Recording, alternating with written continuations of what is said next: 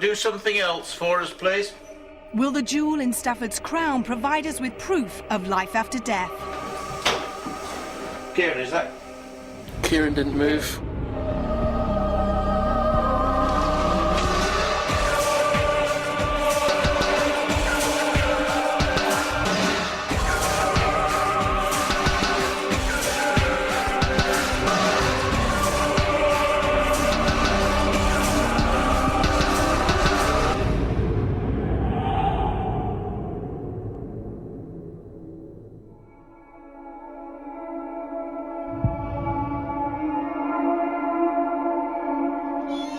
Hello, I'm Yvette Fielding, and this week I've brought Most Haunted to Stafford and a place called the Ancient High House.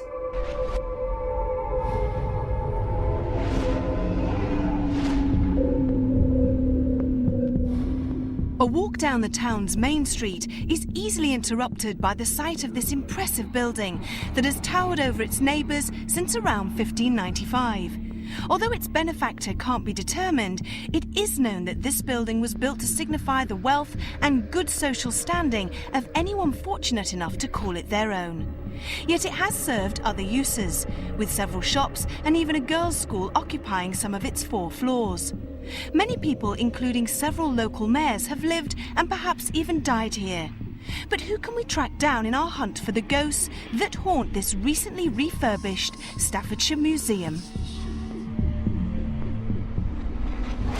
With such a history and so many ghosts, I asked Richard Felix and Ian Cash to spend last night alone and in the dark. And this is what happened.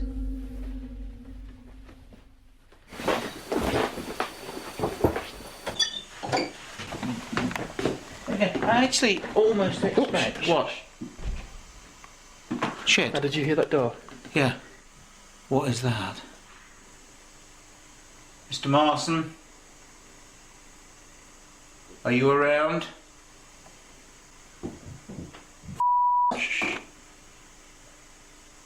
So would this guy look like William Marsden, or is it? Well, Mark Marson. Yeah, this dummy here. He was the smallest chap. He wore a bowler hat, but everyone did. What the hell's that? That's shuffling. Excuse the language. That is not the building shifting. That was shuffling furniture. That was. Hello, someone there? With Richard and Ian capturing strange noises, the rest of us would soon arrive with worried optimism for the night ahead. A little girl has been seen running around here in the Victorian room.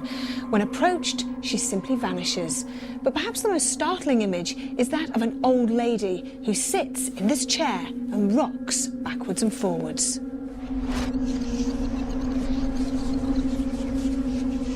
Two years ago, I was up on the top floor by myself, went towards the door to come down the staircase. The door was closing, and I had a feeling something was different. It wasn't right. So I shot through the door, looked down the staircase. The staircase was totally empty. No one had opened and closed that door. Now, that door is a strong fire door. A draft wouldn't blow it open. I timed it, and the time it took to close, no one could have disappeared in that time. Something had been through that door, but I don't know what.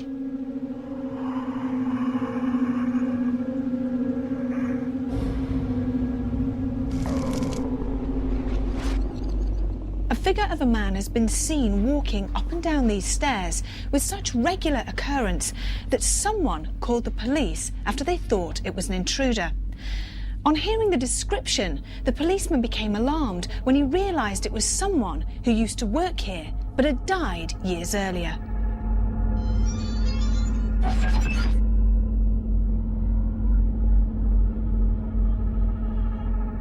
In the 1960s, when this place was actually empty and more or less derelict, a group of American tourists wandering along the street here saw a gentleman standing outside wearing a bowler hat and an apron.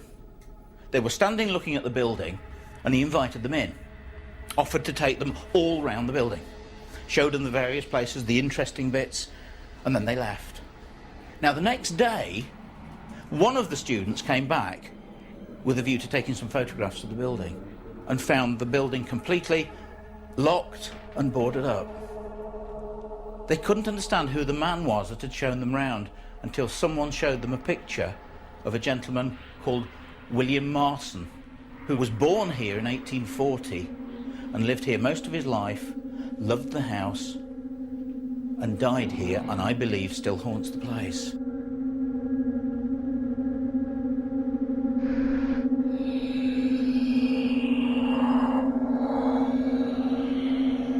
Quite often, footsteps are heard, doors opening and closing when we know there's no one else in the building. We had a staff meeting in one room and everyone was in the room, and as we sat there we all heard the footsteps up above and everyone looked at each other to sort of say, did you hear that? And there was no one else in the building at all.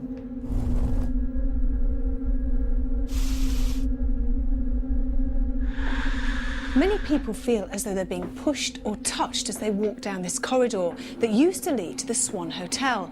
But it's the ghost of a lady that floats above the floor and disappears through the wall that terrifies staff and guests.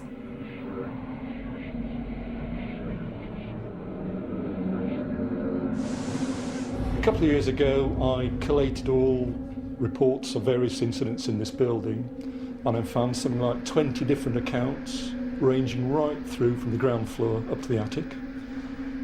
People seen, presences felt, physical things like doors opening and closing. There was a lot of activity in this building right throughout.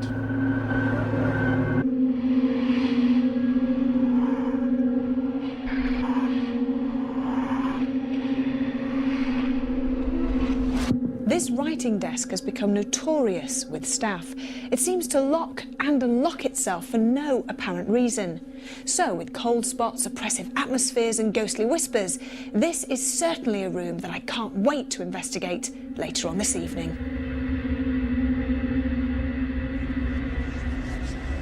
So, several members of staff and even a few unsuspecting tourists have been tricked by the lifelike apparitions that linger here. And it's these reports of paranormal phenomena that have enticed parapsychologist Dr. Kieran O'Keefe to test this building's current activity levels. What about the location itself? Because it's not like Warwick Castle, it's not like any of the other isolated locations. We are in the middle of a busy town. So at night you're going to get people walking past, making noises, women laughing. How on earth are we going to be able to do a proper investigation with all those other noises going on outside the building? Given that the majority of evidence is visual, its interaction with apparitions, even to the point of having a conversation with an apparition on the staircase, for example. There are other ones where people have just seen an apparition passing. That's the sort of evidence that I'm going to be looking out for, because it's the visual evidence that cannot be disturbed by any sound outside. If we do have any auditory phenomena, then it's basically up to John Gilbert to say if he thinks that the sound has come from outside, for example. There's one particular apparition here that intrigues me, and that's the ghost of a lady that hovers above the floor in the corridor that used to lead to the Swan Hotel. Now, many people have seen that, and it seems quite strange that she actually goes through the wall where the door would have been. That's quite telling, isn't it, in itself? It does make it a lot more evidential that she would have followed a route that existed in the past, but people can't actually see it now. In addition to that, what makes it more evidential is the number of people that have seen it, and of course their descriptions of the apparition, they match each other. So you've got a number of independent witnesses and they're collaborating or verifying the information. We were all now gathered and ready to begin. But would